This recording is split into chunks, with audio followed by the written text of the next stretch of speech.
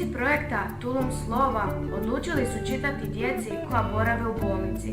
Mali bolesnici i tulumaši okupili su se u dnevnom boravku dječjeg odjela opće bolnice dr. Josip Benčević.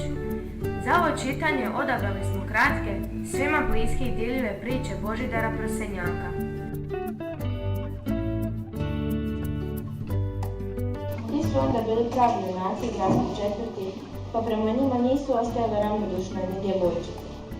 I one najljepše rado su ih pozivale na svoje rođenje.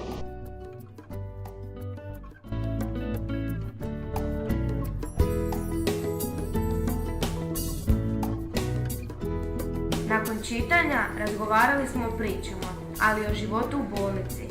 Na kraju smo im poklonili nekoliko knjiga koje će dopuniti njihovu priručnu knjižnicu.